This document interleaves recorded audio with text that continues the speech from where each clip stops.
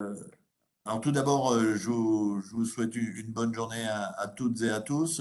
Merci effectivement de vous être connectés à cet agenda de l'innovation, alors qu'on a appelé édition spéciale concernant un appel à manifestation d'intérêt que l'État a lancé il y a maintenant quelques jours. Et on a voulu faire cette réunion assez rapidement parce que les attentes effectivement de l'État en termes de réponse sont très très proches le 17 décembre. Et donc, il nous paraissait effectivement important de pouvoir vous le présenter. Alors, j'espère que vous m'entendez bien. Si peut-être, Olivier, tu peux mettre un message sur le chat ou me le confirmer. Parfait, très bien. Et donc, je démarre. Cette réunion, donc, elle vise à vous présenter, en fait, cet appel à manifestation d'intérêt, donc, qui s'appelle Soutien à l'offre de solutions pour l'industrie du futur. Cet appel à manifestation d'intérêt, alors c'est un petit peu particulier, je vous en parlerai. L'État a l'habitude de lancer différentes typologies de dispositifs, des appels à manifestation d'intérêt et des appels à projets.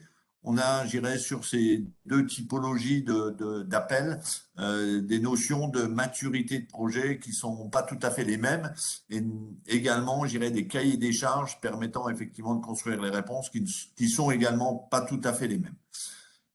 L'esprit et ce qu'il faut retenir, c'est que cet appel à manifestation d'intérêt, il est lancé dans le cadre de France 2030.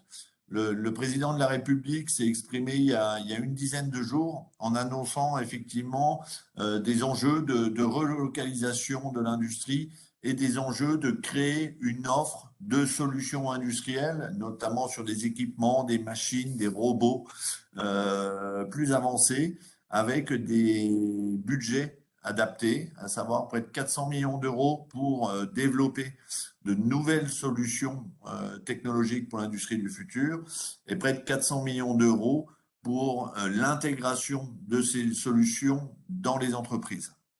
L'appel à manifestation d'intérêt donc, qui a été lancé concerne la première vague de sujets, c'est-à-dire les solutions pour l'industrie du futur. Les informations effectivement concernant cet appel à projet, on peut les retrouver sur les sites gouvernementaux, donc sur entreprise.gouv.fr avec le détail effectivement de cet AMI. Mais on le retrouve également sur le site internet du pôle EMC2. Et puis, si vous avez des questions, on sera en mesure effectivement de vous transmettre les différents éléments.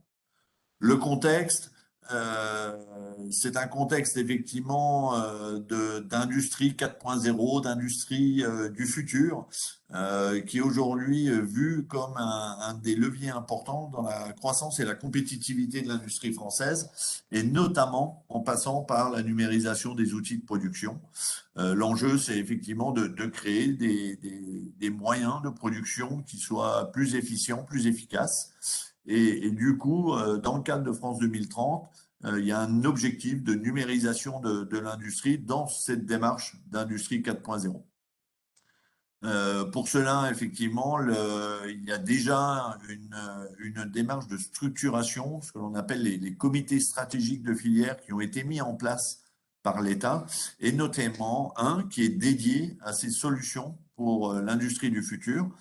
Ces contrats de filière, en fait, visent à définir des feuilles de route qui sont ensuite partagées avec les services de l'État pour accélérer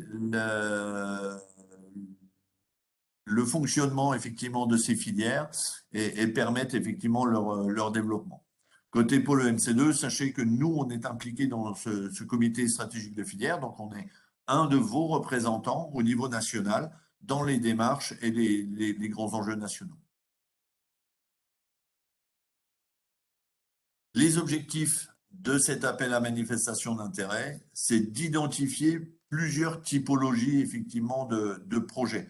On va rentrer tout à l'heure dans le détail effectivement des typologies de projets qui sont attendus, mais l'enjeu, c'est de construire une offre de solutions pour l'industrie du futur qui répond aux nouveaux enjeux de production et de développement des filières utilisatrices. On est bien du coup là plutôt aux acteurs qui développent des machines, des équipements de production, des robots par exemple, et qui vont derrière pouvoir offrir effectivement ces solutions plus avancées, plus technologiques à des filières utilisatrices. Et l'enjeu, le deuxième enjeu, c'est de positionner la France sur des segments technologiques porteurs d'avenir et donc d'intégrer des technologies dont on entend tous parler aujourd'hui, ces briques technologiques que sont l'intelligence artificielle, la 5G, le blockchain, le cloud, et de voir comment il est possible d'améliorer nos outils de production avec ces briques technologiques. Le dispositif tel qu'il est prévu aujourd'hui par l'État laisse une place très large aux acteurs innovants et émergents. C'est-à-dire que l'on parle des startups, des TPE, des PME, des entreprises de taille intermédiaire. Il n'est pas indiqué que ce soit fermé à des grands groupes, notamment si ces grands groupes-là développent effectivement des technologies. On sera par contre moins, cet AMI concerne moins des utilisateurs, donc un grand groupe utilisateur de technologies qui voudrait effectivement les intégrer. Mais vous verrez qu'il y a quand même des dispositifs qui permettent de travailler de façon collaborative entre les différentes structures. Les thématiques abordées dans le cadre de cet appel à manifestation d'intérêt concernent donc au niveau des offreurs de solutions des thématiques autour des applications industrielles de la robotique, de l'intelligence artificielle, de la 5G, du cloud, des interfaces homme-machine, de la fabrication en 3D, mais ce n'est pas exhaustif. Donc, l'État a laissé l'opportunité aussi d'avoir des réponses qui sont en dehors de ces champs d'action définis, à partir du moment où les entreprises ont des idées qui permettraient effectivement d'améliorer nos outils. On aurait certainement pu envisager des choses comme la photonique ou la vision ou d'autres secteurs qui pourraient effectivement être impliqués dans la thématique.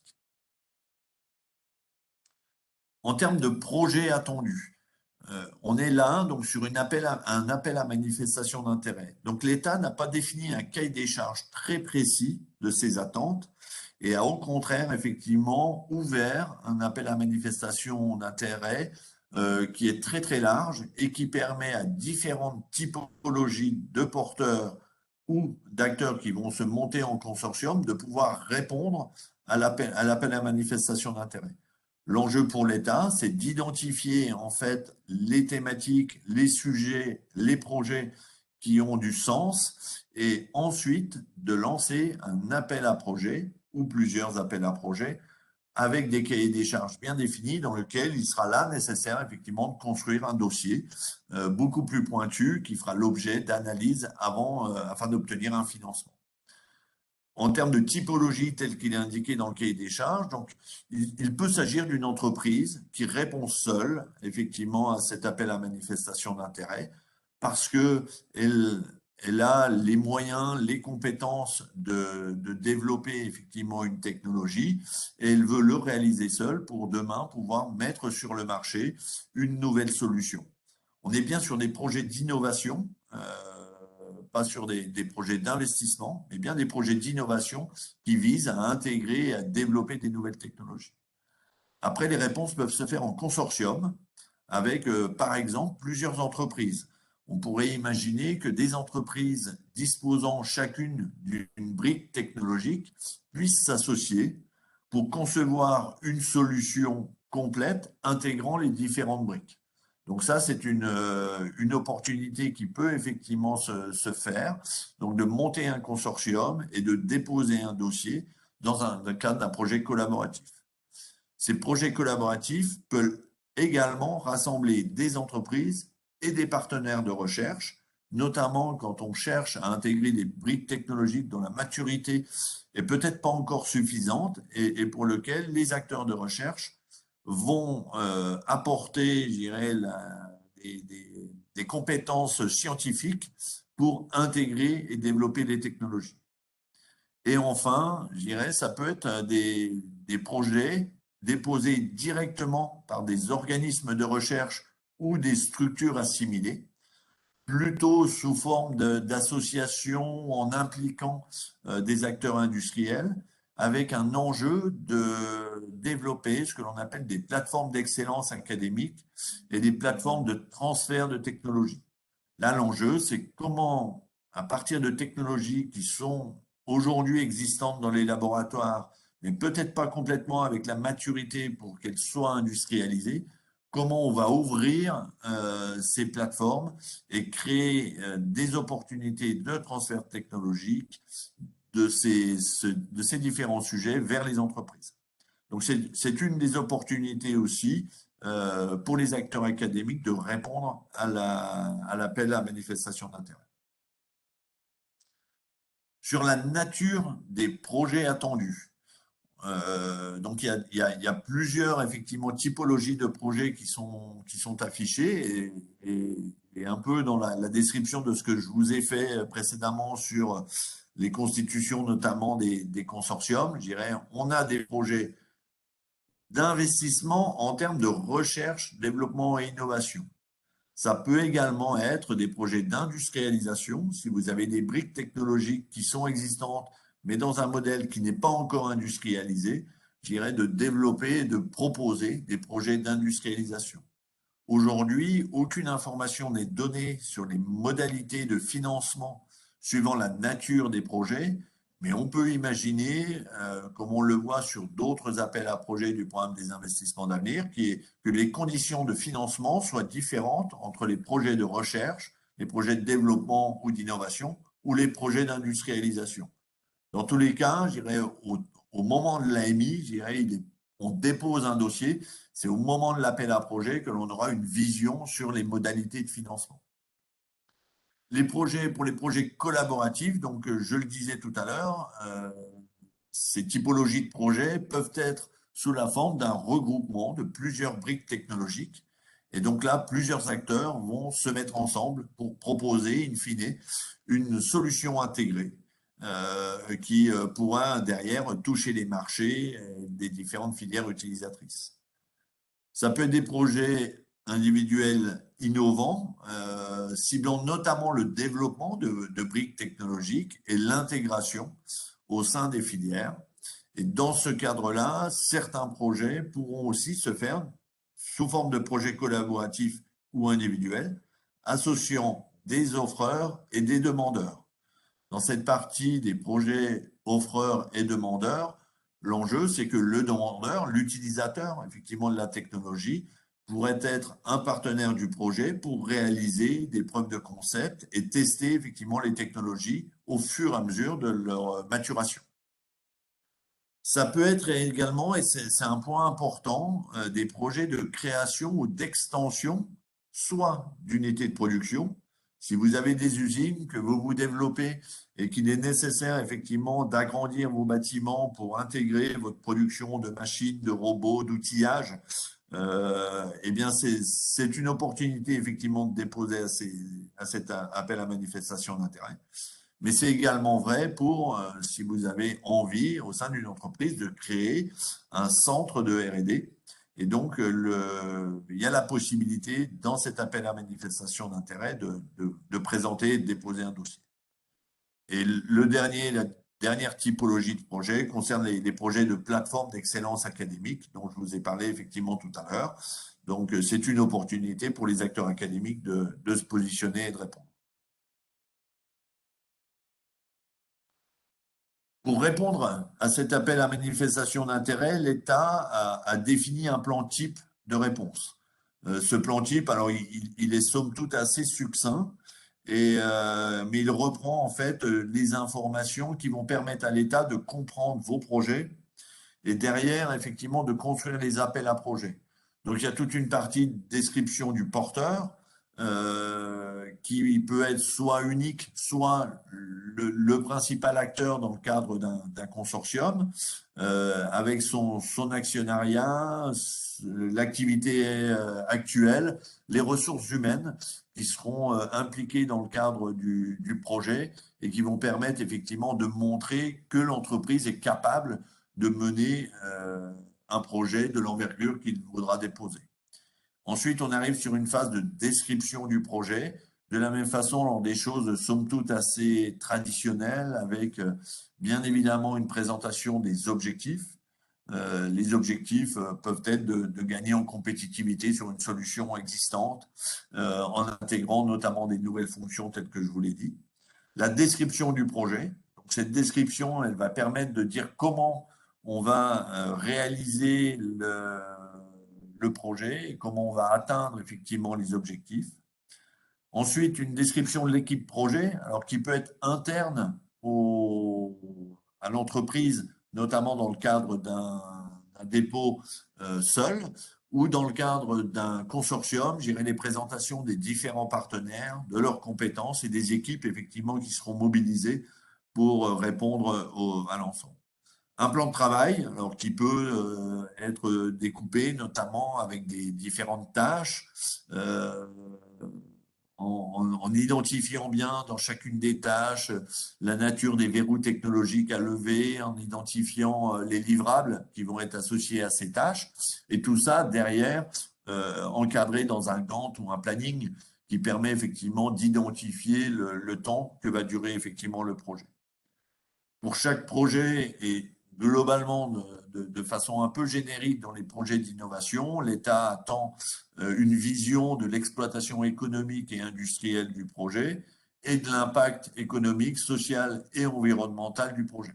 Donc sur ces deux points-là, bien évidemment, aujourd'hui, l'État, quand il est amené à soutenir un projet, il va s'assurer en fait que le financement qui est mis dans le projet, d'une part, je dirais, est réaliste par rapport aux retombées économiques pour notre territoire. Une entreprise qui demanderait 5 millions d'euros pour développer un projet avec des prévisions de chiffre d'affaires de 100 000 euros, je dirais, ça ne présentera pas véritablement d'intérêt pour l'État d'accompagner et d'aider effectivement ces typologies de projets. Donc la nature des demandes ou les enjeux financiers liés au projet doivent être en rapport avec des retombées économiques pour l'entreprise et donc pour l'industrie française. Et il est important, bien évidemment, qu'on prenne en compte, aujourd'hui c'est un impératif dans chacun des appels à projets, l'impact social et environnemental dans le projet. Donc il y aura certainement, dans le cadre des appels à projets, une grille d'analyse à faire, excusez-moi, sur l'impact environnemental du projet.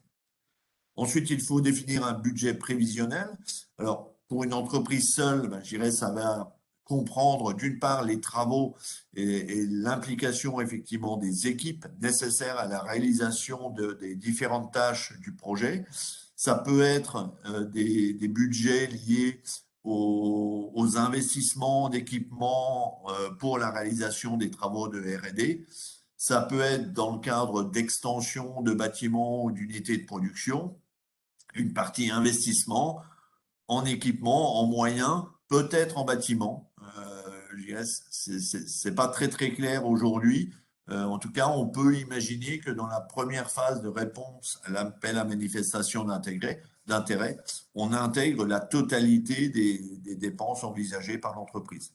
Est-ce qu'elles seront prises en charge et à quel niveau? Je dirais ça, c'est un sujet que l'on verra quand les cahiers des charges seront définis. Et puis donc, à partir de ce budget prévisionnel, je dirais donc l'entreprise devra aussi indiquer comment elle va financer effectivement ce projet-là, bien évidemment en intégrant une part de soutien public, mais dans tous les cas, et en aucun cas, ça sera un financement à 100% des projets. Donc l'entreprise devra, quoi qu'il arrive, financer une partie des projets. On pourra notamment du côté du pôle EMC2, avec les chargés de projet, vous donner peut-être des indications sur les modalités aujourd'hui que l'État met en œuvre dans d'autres appels à projets pour essayer de positionner effectivement les soutiens publics qui pourraient être obtenus. On n'a pas d'idée aujourd'hui de la nature des soutiens publics. Ça dépendra certainement de la maturité des projets. Là, je parle soit de subventions, soit d'avances remboursables, soit un mix entre les subventions et les avances remboursables. Dans tous les cas, les tendances génériques, c'est que plus on est dans un axe recherche et plus on prend des risques, plus on a tendance à être vers de la subvention, plus on va s'approcher des marchés, et notamment dans les phases d'industrialisation, plus on peut être sur des modèles d'avance remboursable où l'État, je dirais, estime qu'effectivement, il y aura un retour rapide par une commercialisation effectivement des produits et que il aura engagé en fait la démarche, mais voudra récupérer effectivement les apports qu'il aura pu mettre dans les projets. En termes de calendrier, et c'est un vrai sujet, l'État a lancé effectivement cet appel à manifestation d'intérêt il y a une petite dizaine de jours. Euh, c'est une démarche préalable avant la mise en place de dispositifs de soutien de type appel à projet. Donc les appels à projet, il y en aura peut-être un ou plusieurs qui vont être lancés à l'issue de l'AMI. Et on peut imaginer que l'État utilise l'AMI pour structurer les appels à projets. La nature des projets est pas du tout, ou le montant des projets n'est pas du tout indiqué dans l'AMI. Si par exemple l'État voyait que des petits projets, je pense que là, dans l'esprit de l'État, un petit projet, c'est un projet entre 200 à 400 000 euros. On reste sur des projets d'innovation, donc ça reste quand même, somme toute, assez structurant. Si l'État voit arriver que des petits projets, on peut imaginer qu'ils mettent en place des dispositifs plutôt pour accompagner ces typologies de projets. Et si l'État voit arriver que des très gros projets, très structurants à plusieurs millions d'euros, on peut imaginer qu'ils définissent des cahiers des charges plutôt orientés sur ces natures-là. Côté EMC2, nous, on a eu des échanges avec les services de l'État pour essayer de comprendre un peu la position de l'État sur les typologies de projets attendus. Et en fait, ce qui ne facilite pas les choses, c'est qu'on n'a pas toujours les mêmes échos en fonction des services. Cet appel à manifestation d'intérêt, lancé dans le cadre de France 2030, il dépend du programme des investissements d'avenir et donc géré par le secrétariat général au programme des investissements. Ce secrétariat général au programme des investissements attend plutôt, eux, des gros projets. C'est-à-dire d'avoir effectivement soit une entreprise qui développe des solutions, mais en y intégrant effectivement énormément de moyens pour générer demain des solutions très avancées et donc des projets significatifs en termes de coûts, ou alors des projets qui vont intégrer plusieurs acteurs et qui permettront de diffuser plus largement ces technologies ou d'aller plus vite dans le développement des technologies. Donc le SGPI, donc le secrétaire général au programme des investissements, est plutôt dans une tendance à attendre des gros projets. À côté de ça, on a eu aussi des échanges avec la DGE, la Direction générale des entreprises, qui est une autre branche de l'État. En fait, elles sont pas, ces deux entités ne sont pas rattachées au même ministère. Et la DGE, elle, serait plutôt favorable à des petits projets. Mais comme je vous l'ai dit, des petits projets, c'est pas 10 000 euros ou 50 000 euros. Je dirais, on peut quand même imaginer que le conventionnement et donc tout le traitement des dossiers, je dirais que l'État va mener, il le fasse pour des projets, je pense, un minima à 200 000 ou voire à 400 000 euros. Donc, cette démarche, en fait, qui est très ouverte, laisse beaucoup d'opportunités. C'est une opportunité, effectivement, pour les porteurs de projets de déposer toute typologie de projet, avec une réponse, avec une trame qui est somme toute assez allégée par rapport aux appels à projets tels qu'ils vont sortir. Par contre, les réponses sont attendues pour le 17 décembre à minuit. Donc, il reste aujourd'hui 3 semaines pour effectivement construire, monter vos dossiers et y répondre. Et la limite en termes de taille de document qui est attendue par l'État est définie à 15 pages, mais on peut imaginer que certains dossiers soient effectivement plus restreints en termes de nombre de pages. Pour autant, je ne pense pas qu'un A4 ne suffira pas effectivement à être pris au sérieux par l'État. Comme je vous le disais, il y aura ensuite des appels à projets. Il est donc important pour chacune des entreprises de réfléchir dès maintenant au sujet que vous pouvez avoir effectivement dans vos tiroirs, à commencer à les structurer pour une réponse à l'AMI, et ce qui vous permettra effectivement de prendre de l'avance au moment de la réponse aux appels à projets. Il faut savoir que on peut imaginer que l'État veuille aller vite. Notamment, on le voit, nous, on a pas mal l'habitude au sein du pôle MC2, à partir du moment où on a des discours présidentiels sur des dispositifs, l'État veut des résultats rapides. Donc, on peut imaginer que à l'issue du traitement des dossiers de l'AMI, l'État lance des appels à projets et que les réponses à ces appels à projets ne vous laissent pas 3 mois ou 6 mois pour déposer un dossier. Donc, tout ce travail qui est fait en amont des appels à projets, je dirais, c'est déjà une phase de structuration de votre dossier. Ça peut être le temps d'échanger, trouver vos partenaires, commencer à construire effectivement votre programme, identifier les problématiques que vous risquez d'identifier à travers les verrous technologiques et donc de trouver des partenaires qui vont vous permettre de lever ces verrous technologiques. Il faut effectivement commencer à prendre la plume, effectivement, pour déposer un dossier parce que une réponse, même qui serait incomplète au moment de l'AMI, pourra être prise en compte et surtout, ça sera une avance par rapport à la phase de l'appel à projet. Alors, côté EMC2, je dirais, vous le savez, on est là pour accompagner les porteurs de projets. Et dans le cadre de cette AMI, et un peu de la même façon qu'on l'a fait à l'été 2020, je dirais, on propose un programme d'accompagnement ou un accompagnement pour les entreprises en vue de la réponse à l'AMI. On l'avait fait dans le cadre du plan de relance et on pense que on est en plein dans les sujets technologiques du pôle NC2 et donc on vous propose effectivement un accompagnement. On aura l'occasion, notamment à l'issue de ma présentation, peut-être d'avoir des échanges, si vous avez des questions, mais si vous avez peut-être aussi déjà des projets. Ce que je peux vous conseiller, c'est de nous tenir informés effectivement de vos souhaits de déposer des dossiers, notamment parce qu'on a une proximité avec les services de l'État. Si on a des informations et au fur et à mesure que l'on aura des informations, s'il y a des informations complémentaires avant le 17 décembre, on sera en mesure effectivement de communiquer ces informations-là à ceux qui se seront portés candidats et qui nous auront informés effectivement qu'ils allaient le faire. Et puis on sera aussi en mesure de faire un peu de lobbying et on a eu l'habitude de le faire notamment avec les services de l'État en région dans le cadre du plan de relance. Alors, l'accompagnement EMC2, en fait, il est sous différentes formes et à différents niveaux d'application. Alors, le premier, ben, c'est ce que l'on fait ce soir.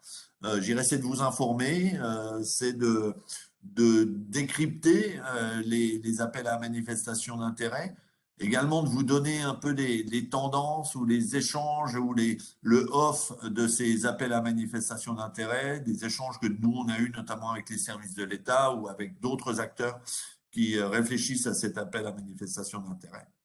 Ensuite, on va proposer de vous soutenir dans vos dossiers. Donc, n'hésitez pas à nous informer de votre souhait de déposer un dossier. Donc, ça peut, je dirais, être déjà certains outils pour structurer la réponse. Et on le verra tout à l'heure, on a créé une petite trame de réponse donc sous un format Word qui va plus loin que le sommaire générique donné par l'État et donc qui vous permettra de structurer un peu votre réponse. Et puis, avec les chargés de projet, on peut être amené à répondre effectivement à vos questions pendant votre phase de montage de dossier. Potentiellement, et ça peut arriver, vous aider à identifier un partenaire ou un consortium qui est en cours de montage si on nous informe effectivement que tel ou tel acteur souhaite rentrer effectivement dans un dossier ou souhaite porter un dossier mais avec les autres. Ensuite, il y aura toute une partie accompagnement, je dirais, que l'on fait habituellement dans les phases de montage de projet. Là, avec l'urgence de la réponse, il va être très difficile pour le pôle EMC2, voire impossible, de labelliser les projets pendant la phase de l'appel à manifestation d'intérêt. Par contre, les équipes du pôle sont là pour faire une relecture commentée de vos dossiers et pouvoir effectivement vous donner des informations sur ce qu'on estime être un bon projet et potentiellement quelques améliorations par rapport à ce que vous aurez pu construire. On assurera, je le disais, toute la partie relation avec les financeurs. Et puis, il y a la possibilité aussi de notre offre de service de prestation pour écrire les dossiers. Mais aujourd'hui, et compte tenu effectivement du délai de réponse, il va être assez difficile pour le pôle MC2 de mobiliser ses chargés de projet pour faire des prestations d'écriture de dossiers. Mais bon, on est prêt effectivement à échanger avec vous sur ce sujet-là et potentiellement de le préparer pour la phase d'appel à projet. Et puis derrière, ben, on l'espère que parmi vous, nombreux seront les lauréats. Et donc, notre enjeu, c'est aussi de communiquer sur les lauréats, notamment si demain vous développez des technologies innovantes, il serait important effectivement de le faire savoir.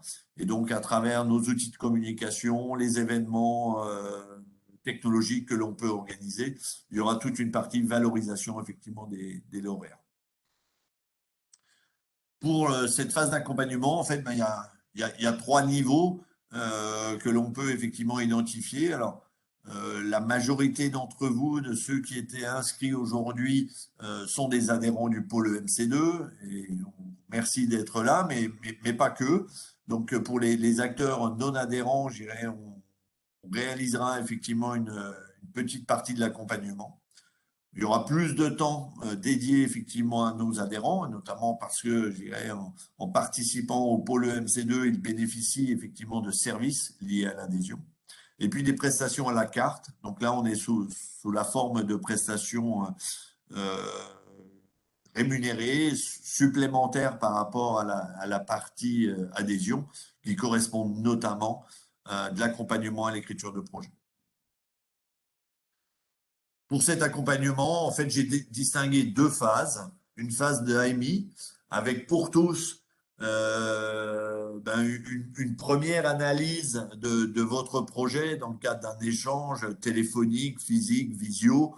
Je dirais, vous nous appelez, vous nous dites effectivement ce que vous voulez faire, et puis on essaye de voir avec vous si c'est bien dans l'esprit de l'appel à manifestation d'intérêt, s'il est nécessaire de monter un dossier, et puis de voir effectivement, échanger avec vous quels sont un peu les sujets importants que vous pourriez effectivement mettre en avant dans votre réponse. Donc ça, ça permettra notamment d'avoir cet échange sur les grandes orientations du projet, de vous donner une ligne directrice que vous pourrez ensuite construire pour mener à bien et écrire votre dossier. On pourra vous fournir, je vous l'ai dit, l'ensemble des documents relatifs à l'appel à manifestation d'intérêt, c'est-à-dire le cahier des charges, le sommaire défini effectivement par l'État, mais également un document Word, donc qui est une trame de réponse qui en fait est réalisée permettant de répondre à l'ensemble des typologies de projets. Et suivant la nature des projets, moi, je dirais, il y aura des choses à effacer dans cette trame. Si on est sur un projet individuel ou sur un projet collectif, si on est un projet académique ou sur un projet de développement de solutions. Cette trame de réponse, elle est accessible d'ores et déjà en fait sur notre site internet et vous pouvez effectivement la récupérer. Pour les adhérents MC2, alors au-delà effectivement d'une première analyse, on aura un chargé de projet effectivement qui sera votre référent et qui tout au long de la phase de montage de projet pourra vous renseigner, répondre à vos questions, peut-être vous donner des informations complémentaires si on en récupère d'ici le 17 décembre. Et donc, l'enjeu, c'est aussi le fait de le faire de façon collaborative. Si demain, je dirais, on voit des bonnes pratiques ou que les services de l'État nous donnent des informations complémentaires, on saura les partager avec vous. Ensuite, on assurera une relecture des documents fournis et notamment effectivement du dossier avec un temps de restitution des commentaires que nous, on pourra faire effectivement sur vos dossiers. Et puis, je dirais, on est en mesure de vous fournir un courrier de conformité vis-à-vis de l'AMI qui permet aussi de montrer au service de l'État que vous avez été appuyé notamment par un pôle de compétitivité. Dans la phase d'appel à projet, donc qui arrivera après, et là, on a une offre effectivement avant tout dédiée à nos adhérents eh bien, c'est notre offre d'accompagnement au montage de projets habituel, donc avec un chargé de projet qui est à vos côtés, qui vous aide, qui vous donne toutes les clés en fait pour renseigner et construire votre projet, qui peut vous aider à identifier des partenaires. Et puis ensuite, toute une phase d'expertise des projets, notamment au moment du passage en comité de projet, le comité de labellisation, où on réunit un certain nombre d'experts qui sont là pour challenger votre projet avant le dépôt, avec une vision on leur demande, critique mais bienveillante, pour vous aider à augmenter vos chances d'obtenir le financement. On sera en mesure, pour les projets qui seront passés en comité de projet, de fournir un courrier de labellisation. Et puis, pour les entreprises qui soit n'auraient pas le temps, soit pas les compétences, soit qui voudraient simplement être rassurées pendant la phase d'écriture de projet, on peut proposer effectivement un accompagnement à l'écriture de projet. Là, en affectant un chargé de projet qui, à côté de vous, vous aidera à écrire effectivement votre dossier avec des prestations qui peuvent être de courte durée si vous voulez simplement, je dirais, une intervention de quelques jours ou quelque chose de plus structurant pour vous accompagner de bout en bout dans la démarche du projet. Et puis enfin, ben, toute une partie contact avec les financeurs et toute cette phase de lobbying qui est somme toute assez important. Et on a côté EMC2 ben, les réseaux qui permettent effectivement d'être en relation avec les financeurs. On l'a vu au moment du plan de relance, je dirais, le pôle EMC2 a été énormément sollicité par les services de l'État pour donner un avis sur les projets qui étaient déposés. Et bien évidemment, tous les projets qui étaient passés par le pôle EMC2 et qui avaient été labellisés, on les connaissait et donc on était capable d'en parler. Alors les autres, je dirais, on n'en dit pas du mal, mais simplement, quand on ne les connaît pas, on n'est pas en mesure effectivement de les défendre. Je pense en avoir terminé effectivement avec ma présentation. Alors moi, je suis votre point de contact, hein. Je suis Laurent Bertin, directeur du développement. Vous avez là mes coordonnées. N'hésitez pas de la même façon à prendre contact avec les chargés de projet habituels avec lesquels vous travaillez pour toute information. Et si vous n'avez pas de chargé de projet, ben, venez vers moi et puis je vous mettrai effectivement en relation avec les chargés de projet qui assureront derrière le relais et les échanges. Laurent, on a un certain nombre de questions qui sont arrivées dans le chat, donc Alors, je vais me je vais permettre, couper le Élise. partage, hop, comme ça je vais pouvoir aussi les voir. Ouais, Élise, je vais peut-être poser votre question. Donc, les sociétés qui conçoivent ces solutions mais ne les fabriquent pas sont-elles éligibles? Alors, Donc, l'idéal, je pense, ça serait de monter un projet avec des sociétés qui vont effectivement les fabriquer. Et donc de monter un projet collaboratif en développant effectivement la solution. Dans tous les cas, l'objectif de l'État, et il faut réfléchir effectivement avec le point de vue de l'État. Pour l'enjeu de l'État, c'est effectivement d'avoir sur notre territoire des outils de production à la hauteur des enjeux industriels. Et donc de concevoir des solutions, mais de les faire produire, je dirais, notamment à l'étranger, ça correspondrait a priori pas aux attentes et aux besoins de l'État. Donc, il paraît raisonnable de monter un projet en intégrant des gens qui vont fabriquer ensuite et pouvoir commercialiser les produits. Et je pense que c'est bien le modèle d'un projet collaboratif. juste peut-être pour compléter, je pense qu'il peut y avoir aussi une dimension, Élise, sur tout ce qui est notamment les intégrateurs, en fait, qui peuvent apporter des solutions qui peuvent être très intéressantes, qui ne fabriquent pas forcément, typiquement, on peut parler de la robotique, qui fabriquent pas forcément le robot, même si c'est bien de réussir à trouver un robot fabriqué en France, on en connaît certains, hein, donc n'hésitez pas également à vous rapprocher de nous pour trouver les bons partenaires. Mais sinon, ça peut être aussi d'utiliser les solutions qui existent, mais avoir finalement la partie soft derrière pour pouvoir le faire. Ça peut également être des projets. Mais comme le disait Laurent, l'objectif de l'État reste d'avoir une souveraineté sur ces éléments-là. Et donc, c'est important d'avoir des solutions développées en France. Je continue sur les questions. C'était compte tenu du délai, nous sommes d'accord que les entreprises pourront candidater aux appels à projets qui vont en découler, même sans avoir répondu à l'AMI. Là, tu as déjà un Alors, petit peu répondu pendant ta présentation, Laurent, mais je te laisse. voilà, on peut effectivement l'imaginer. En tout cas, c'est ce qui s'est passé dans les précédents AMI et dans les échanges que l'on a eus avec notamment les services de l'État. Je dirais, tout laisse penser qu'effectivement, ça sera possible. Par contre, la chose que je peux vous conseiller, c'est de tout faire pour essayer de structurer un dossier et de le déposer peut-être même incomplet au moment de l'AMI pour commencer à mettre le pied à l'étrier, à réfléchir effectivement et à structurer votre projet. En commençant à le construire, j'irai vous allez obligatoirement vous poser des questions et vous dire, ah ben tiens, ben, c'est vrai que sur cette brique-là, j'ai peut-être pas les compétences ou que je trouve un partenaire. Et je dirais, vous aurez peut-être pas beaucoup de temps, effectivement, au moment des appels à projets. Alors, je dirais, c'est très hypothétique ce que je vous dis, parce qu'on n'a aucune idée de à quel moment l'État va lancer les appels à projets. Mais on a eu notamment, je dirais, des retours d'expérience dans le cadre du plan de relance où l'État voulait effectivement aller très très vite. Et à peine l'AMI était fermée que l'appel à projet était lancé. Et c'était un appel à projet où les premiers déposants étaient les premiers servis. Il y a certains appels à projets pour lesquels l'État définit des dates de dépôt au bout de 2 mois, 3 mois, 4 mois. Parfois, ça peut s'étaler effectivement sur une année. Dans certains autres appels à projets, donc c'est un dépôt en continu et jusqu'à épuisement des fonds. Et donc là, j'irai sur cet appel à projet. On voit quand même un regain d'intérêt et on le voit aujourd'hui, ne serait-ce que par le nombre de participants à cette présentation Agenda de l'innovation. On a mobilisé en quelques jours, voilà, près de 30 personnes pour présenter ça. Moi, j'ai fait la même présentation à Proxinov, donc la plateforme de robotique pour ses adhérents.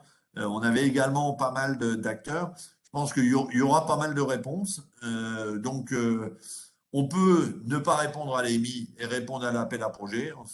Je, il est raisonnable de le penser, mais par contre, il est aussi raisonnable de penser à construire dès maintenant son dossier. Et si on a effectivement des idées, notamment innovantes, de les présenter dans le cadre de l'AMI, ça pourra attirer effectivement l'attention de l'État dans les constructions et les cahiers des charges. C'est ça, hein, l'AMI est vraiment en amont et ça veut dire que dedans, si vous avez des besoins spécifiques, typiquement, on peut s'attendre à, on pourrait éventuellement envisager des investissements qui sont assez lourds. On sait que dans les projets de R&D, les investissements en général ne sont pris en compte que la dotation aux amortissements. En montrant que les investissements sont lourds et que les développements sont sur un temps donné, on peut peut-être essayer d'envisager par le biais de cette AMI de montrer qu'on a un besoin en investissement également dedans pour éviter de se retrouver bloqué avec juste des financements, des dotations aux amortissements sur le projet, donc ou ce genre de choses. Donc vraiment, l'AMI est une façon de faire remonter vos besoins également par rapport au projet que vous voulez monter. Donc c'est pour ça que c'est intéressant de pouvoir répondre. Et comme disait Laurent aussi, c'est le meilleur moyen pour être prêt par la suite, pour pouvoir répondre aux appels à projets, même si pour le moment, ces derniers sont pas vraiment définis. On sait quand même que ça va découler de cette AMI. Et donc, les grandes lignes sont quand même définies. Je continue sur la question suivante. Une idée du ratio de financement de l'effort entre la société et l'État. Alors ça, c'est une question difficile. C'est une question difficile parce que je dirais, les, les derniers appels à projets qui ont été lancés par l'État dans le cadre du programme des investissements d'avenir, je dirais, présentent différentes typologies effectivement de soutien. Je vous l'ai dit, hein, il y a des mix entre de l'avance remboursable et de la subvention, suivant la nature des projets, suivant la maturité des technologies. Un des bons exemples que nous, on a en tête, c'est un appel à projet qui s'appelle IDEMO, qui a été lancé par l'État avec des modalités de financement qui sont somme toute assez intéressantes pour les entreprises. Alors, je me l'étais sorti, je vais essayer de le retrouver. Attends, je vais le partager, je l'aime. Ah ben ouais. Donc, si tu l'as, en fait, pour des entreprises, d'une petite entreprise en recherche industrielle, ça peut aller de 70 à 80%. Et 80%, c'est quand on est en mode collaboratif. Souvent, il y a un bonus quand on est dans des démarches collaboratives. Donc là, c'est pour les petites entreprises. Pour les PME, on est entre 60 et 75%, si on est ou pas en collaboratif. Pour une ETI et un grand groupe, entre 50 et 65%. Là, on est dans la phase de recherche, donc en amont, effectivement, et quand on arrive plutôt sur des modes de développement expérimental, je dirais les aides sont moins importantes.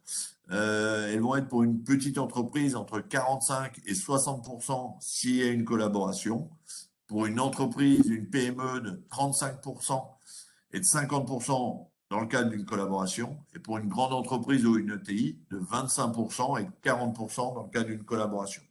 Alors ça peut être une piste, effectivement, pour l'État, des modalités de financement qui seraient utilisées.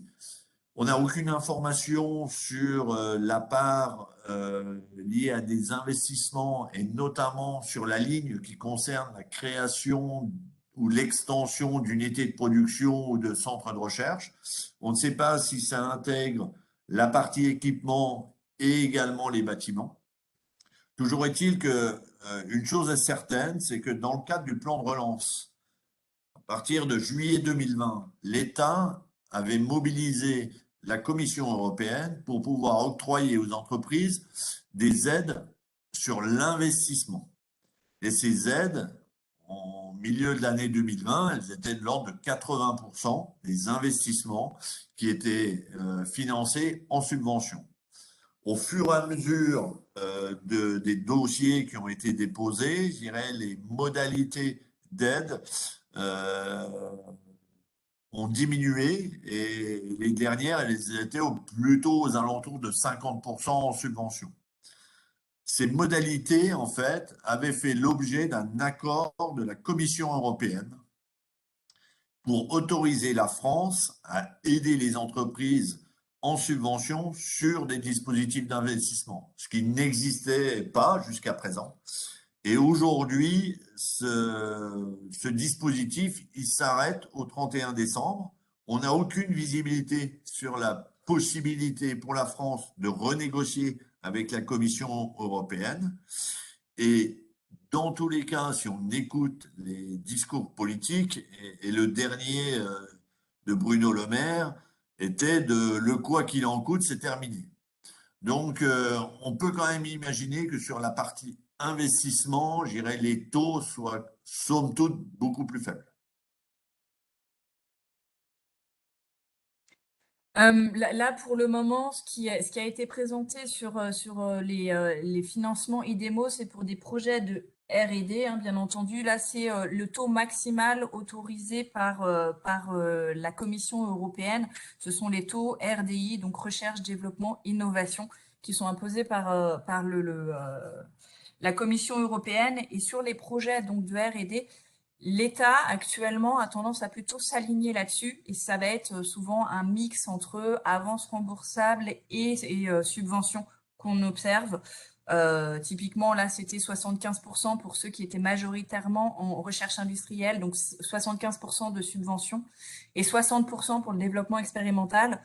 Ça semble être quelque chose qui est réutilisé dans d'autres appels à projets. Donc, on peut espérer que l'État, sur les projets, sur la partie R&D des appels à projets qui pourraient sortir, que ça sorte à peu près du même, quelque chose du même acabit. Si je continue, alors il y a eu une discussion en cours qui s'est passée, mais alors j'avais Monsieur Courtois qui posait la question de est-ce qu'il vaut mieux présenter un dossier avec un porteur unique, donc l'offreur de solutions, ou un consortium? Euh, les deux sont possibles dans l'AMI et on pourrait même imaginer qu'une même entreprise dépose deux dossiers. ou essaye de construire deux dossiers, donc un seul ou un dans le cadre d'un consortium. Ce qui est important, c'est que le, la solution soit au bout du bout la plus aboutie. Si vous êtes en mesure seul, effectivement, d'avoir une solution plus aboutie, c'est ce qui va intéresser effectivement les services de l'État. C'est cette capacité à avoir, après le financement effectivement des projets, la possibilité d'avoir sur le marché des moyens, des équipements effectivement qui le font. Le fait de le faire en consortium, je dirais, présente effectivement un intérêt peut-être au niveau financier avec des taux d'aide qui pourraient être majorés dans le cadre d'un consortium. Ça présente aussi des intérêts pour l'État, c'est que en termes de dynamique d'innovation, le fait de mobiliser plusieurs acteurs, je dirais, ça entraîne en fait plusieurs entreprises dans cette dynamique d'innovation. Mais le cahier des charges étant tel qu'il est, ça peut être effectivement un acteur seul ou en consortium. Si seul, je dirais, vous avez un tout petit projet, je conseillerais effectivement d'essayer de le monter en consortium, d'aller trouver des gens qui ont des compétences complémentaires ou des briques technologiques peut-être qui sont dans les laboratoires, qui vont peut-être un peu plus loin que ce que vous avez imaginé, et de travailler effectivement avec un laboratoire pour offrir demain une solution qui sera le plus avancée. Et je dis ça parce que je vois notamment certains acteurs parmi les gens connectés qui sont les acteurs académiques, et ils peuvent être effectivement des soutiens dans le cadre de vos projets, et puis de vous emmener effectivement des idées un peu originales. Dans le cas d'un projet offreur-demandeur, qui doit déposer le dossier, l'offreur de solution ou le demandeur? A priori, pour moi, je dirais c'est plutôt l'offreur de solutions. Donc, il va effectivement présenter le sujet, et le fait de mettre en avant qu'il est en face des demandeurs, je dirais, permet de renforcer l'intérêt de l'État pour, pour la solution. Et si et s'il y a plusieurs demandeurs dans plusieurs secteurs d'activité, ça renforce pour l'État la vision d'une solution qui touchera une, enfin plusieurs filières, et donc qui présente effectivement peut-être plus d'intérêt. Pour moi, je dirais l'appel à projet, il s'appelle Solutions pour l'industrie du futur. Donc, c'est plutôt le solutionneur qui doit déposer. Mais c'est vrai qu'il est prévu dans le cadre de ces projets entre un offreur et un demandeur qu'il puisse y avoir des aides pour les deux acteurs. Par contre, on peut imaginer que l'offreur aura un niveau de dépense plus important que le demandeur, qui lui réalisera des POC, des essais sur l'outil, des choses développées. De la même façon, je dirais, même si vous répondez seul et que vous avez des industriels, clients potentiels qui sont prêts ou intéressés par vos technologies, de pouvoir les citer dans vos dépôts de dossiers, et demain, au moment de l'appel à projet, d'avoir des lettres d'intérêt, c'est ce qui peut effectivement renforcer un dossier dans les prises de décision par l'État. Je crois qu'on est arrivé au bout des questions qui étaient dans le chat. Est-ce que vous auriez d'autres questions pour le coup? Il N'hésitez est 56, pas, il nous reste 4 minutes. n'hésitez pas à prendre la parole si vous voulez effectivement vous exprimer. Si vous avez vous-même effectivement des sujets, des projets, tenez-nous informés. En tout cas, voilà, on est à votre disposition. On a quelques acteurs qui nous ont parlé de sujets, et pour lequel ils se disent, bah, moi j'ai une techno, mais j'irai tout seul, je ne sais pas comment y aller. Donc, même si vous êtes dans ce cas-là, n'hésitez pas effectivement à nous le dire. Peut-être qu'on arrivera à faire des mariages heureux entre différentes technologies, et l'opportunité effectivement de monter des dossiers. On a eu notamment des gens qui sont intéressés par les sujets en lien avec le numérique, On a des gens Numérique, qui la communication. voilà, développent des technologies liées à l'intelligence artificielle et à la vision et qui cherchent des partenaires également. Mais on peut en avoir d'autres et c'est le fait effectivement de la multiplicité des contacts que l'on peut avoir qui permettra peut-être de construire demain les réponses à l'AMI et si c'est pas à l'AMI, peut-être à l'appel à projet ou aux appels à projet. Dans tous les cas, voilà, bon, on est arrivé effectivement quasiment au terme de cet agenda de l'innovation. On est à votre disposition et puis surtout n'hésitez pas. Vous avez vu que le délai est court. Idéalement, alors si vous arrivez, si vous venez nous voir tous le 17 pour qu'on puisse relire, vous donner des informations, ça risque d'être un peu compliqué. Donc, parlez-nous de vos projets le plus tôt possible et à très bientôt, j'espère.